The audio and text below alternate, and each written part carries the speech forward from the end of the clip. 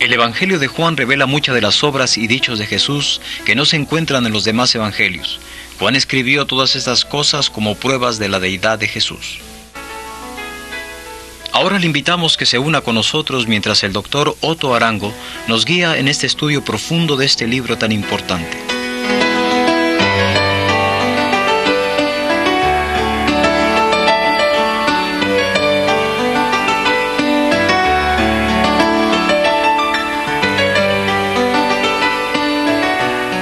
En Juan capítulo 17 encontramos a Jesús orando por sus discípulos.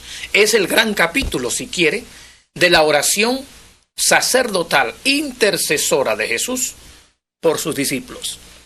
El Nuevo Testamento registra de manera en particular por lo menos 13 oraciones de Jesús, pero esta en particular es la oración de Jesús por sus discípulos y por los futuros discípulos como consecuencia de la evangelización. Esta oración de Juan capítulo 17 me llama la atención en 3 áreas. Una, las características de esta oración, su contexto y su contenido. Las características de esta oración, vemos a lo menos 3 cosas. Es una oración que revela la humanidad de Jesucristo. ¿Qué tan humano era Jesús? 100% hombre. Pero por el otro lado, la oración revela la divinidad de Jesucristo. 100% Dios. Y en tercer lugar, la oración revela la actitud de Jesús, su actitud espiritual al orar. Ahora, en cuanto al contexto, es interesante. Hay 2 líneas de discutir el contexto. Primero, es en cuanto al problema del ecumenismo.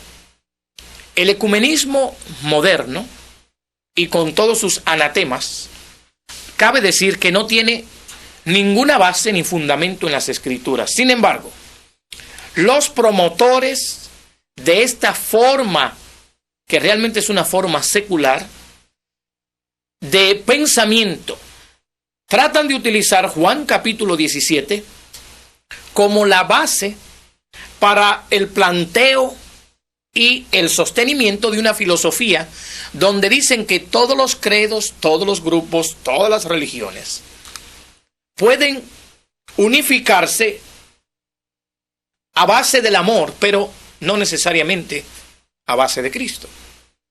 Y Juan capítulo 17 nos presenta a nosotros que es todo lo contrario. Porque el ecumenismo que la Biblia habla tiene su base en el Señor Jesucristo. El ecumenismo correcto del cual menciona la Biblia, y sí hay un ecumenismo correcto, es aquel que tiene como base la regeneración, la redención a través de la sangre de Cristo. Es decir, que el verdadero ecumenismo bíblico incluye y solamente es exclusivo para aquellas personas que han sido regeneradas y que hemos sido lavados en la sangre de Cristo. Otro ecumenismo que no tiene como base la regeneración, la redención, la salvación en Cristo, es un ecumenismo secular y que no tiene su base de apoyo ni mucho menos defensa en las Escrituras.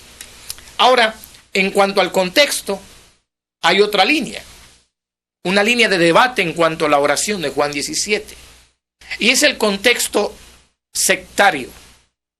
Es el que dice, o el que ve, que en Juan capítulo 17, grupos sectarios como los Testigos de Jehová, por ejemplo, ven en esta oración que Jesús es solamente puro humano, pero no divino. Sin embargo, la enseñanza consistente de la Biblia, y de manera en particular el Evangelio de Juan, es demostrarnos que Jesús es 100% hombre, pero también 100% Dios. Y todo el propósito del Evangelio de Juan es demostrarnos la divinidad de Jesucristo. La Biblia está llena de esta verdad. Desde el prólogo del Evangelio, Juan 1, 18. A Dios nadie le vio jamás, pero el unigénito Dios que está en el seno del Padre, Él le ha dado a conocer. Juan 1:1. En el principio era el Verbo, y el Verbo era con Dios, y el Verbo era Dios. En Juan capítulo 2, cuando Cristo limpió el templo, manifestó su autoridad. Él es hombre, pero Él es Dios. En Juan capítulo 5, cuando Cristo presenta un discurso de defensa, una vez que demostró su poder sanando al paralítico de Betesda, inmediatamente continuó una defensa. Pero ¿se acuerdan ustedes que cuando Cristo sanó al paralítico de Betesda, Juan 5:18 dice, 5:17, mi Padre hasta ahora trabaja y yo trabajo? Y dice el verso 18 que por esto aún los judíos procuraban matarle, porque se hacía igual a ¿quién? A Dios, igual a Dios. En Juan capítulo 8, en su discurso con los religiosos, posterior a la declaración durante la fiesta de los tabernáculos, donde Él se presenta como el Mesías, en su discusión con los fariseos y los religiosos, Él dice, antes que Abraham fuese yo soy, se apropió toda la divinidad. Y por eso los judíos tomaron piedras, porque entendieron las declaraciones de Jesús. En Juan capítulo 10, verso 30, Jesucristo dice, yo y el Padre, uno somos. Él se hizo igual, Él declaró que realmente era tan divino como era tan hombre. Y el problema de los sectarios es tratar de utilizar, lamentablemente, una porción como Juan 17, cuyo objetivo es presentar la oración intercesora de Jesús por sus discípulos y por los futuros creyentes, y tratar de cambiar totalmente la enseñanza de Juan 17 y decir que este capítulo presenta que Jesús no podía ser divino porque Él estaba orando a su Padre que está en los cielos. Cabe decir que aunque Cristo estuvo en la tierra como hombre, también estuvo en el cielo como Dios al mismo tiempo. Y todo estaba en su control todo el tiempo.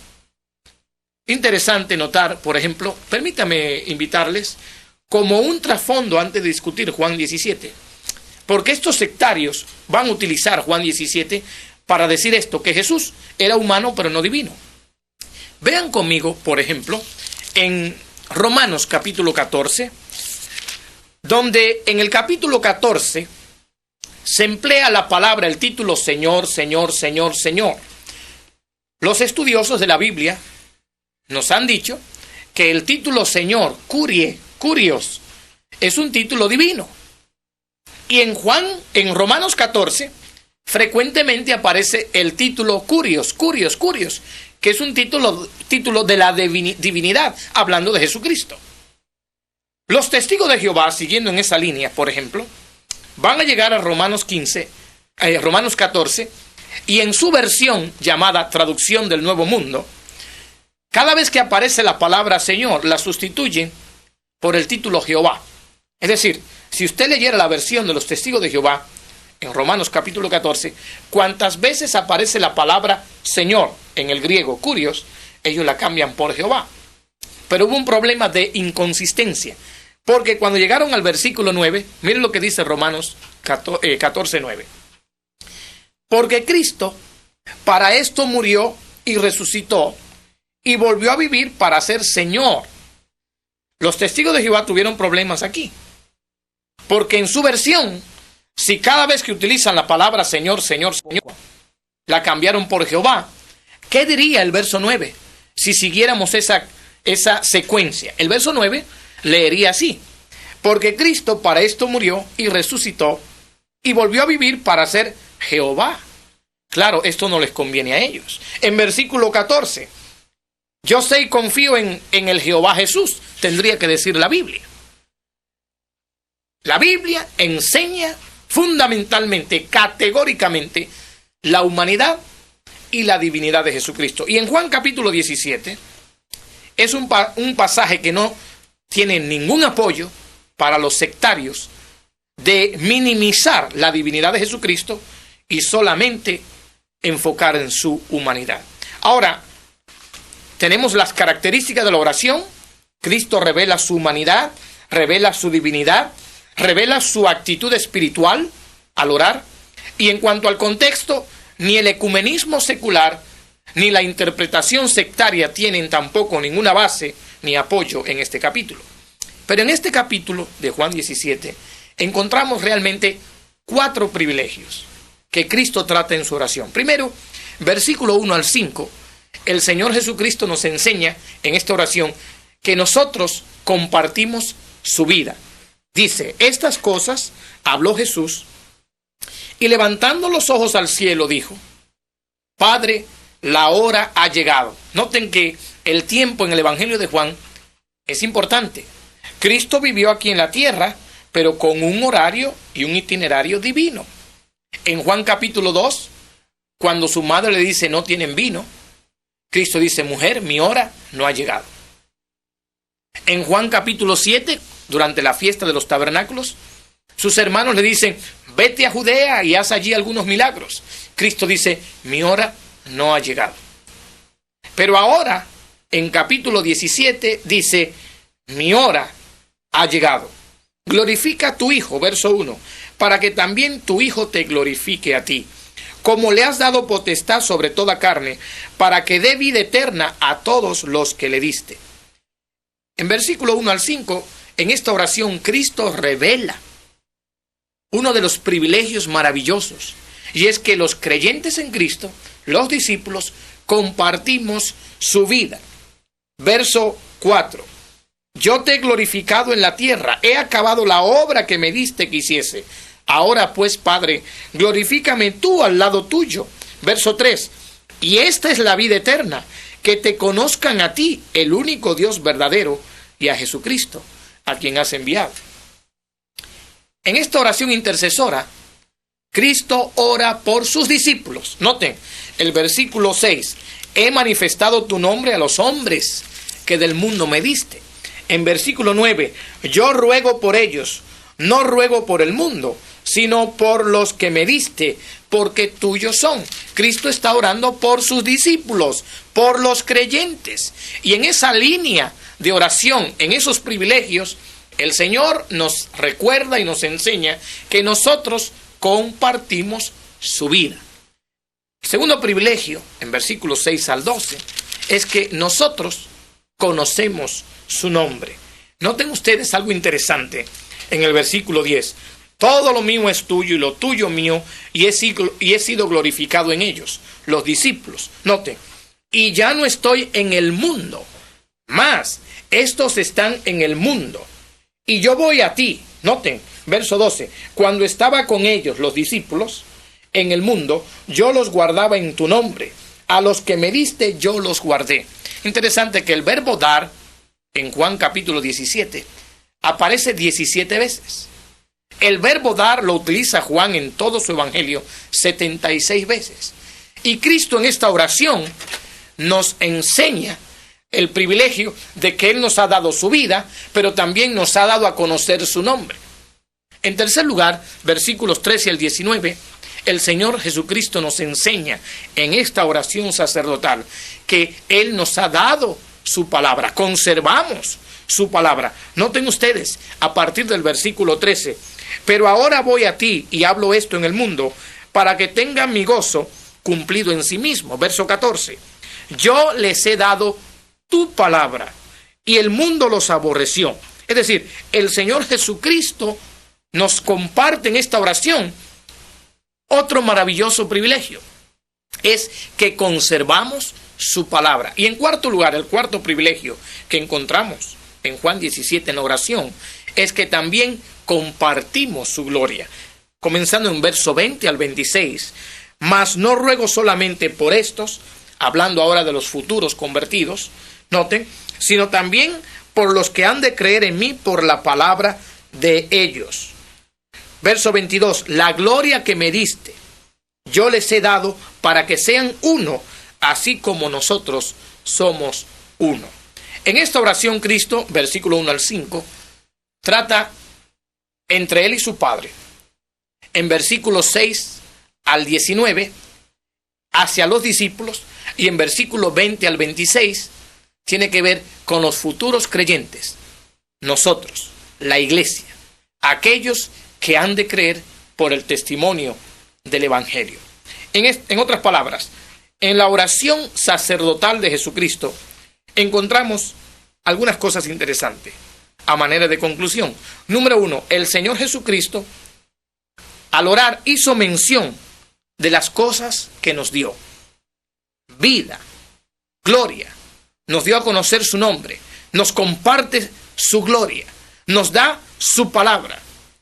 En segundo lugar, el Señor Jesucristo al orar tuvo muy presente la importancia de que nosotros nos amemos, que mantengamos la unidad, y también oró para que Dios nos proteja en este mundo del mal.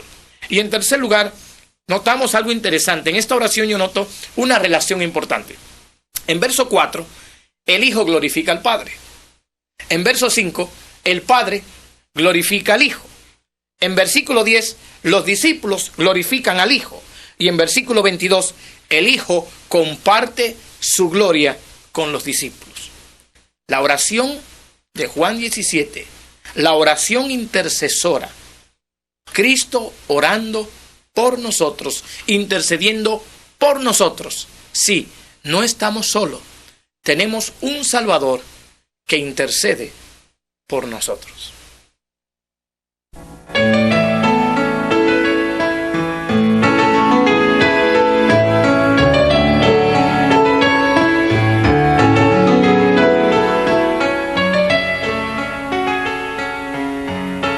Usted puede continuar este estudio al repasar el cuestionario que se incluye en la guía de estudio. Tome tiempo para estimar la importancia de esta lección.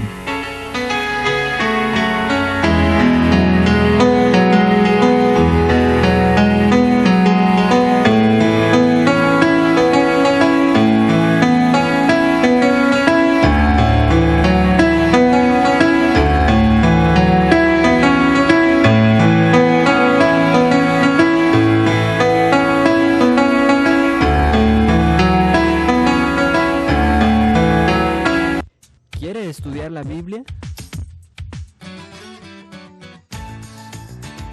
¿No puede salir de su país?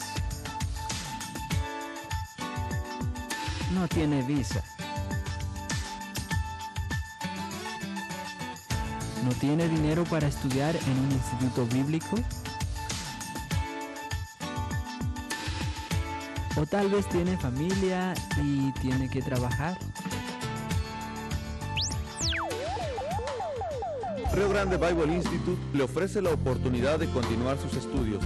Estudie con un facilitador en un grupo familiar, en la escuela dominical, un grupo de trabajo o célula. Los cursos incluyen discipulado, romanos, consejería cristiana, sinopsis del Antiguo Testamento y otros. Para más información, escriba a Rio Grande Bible Institute, Edimburgo, Texas, 78539 en los Estados Unidos, o a nuestro correo electrónico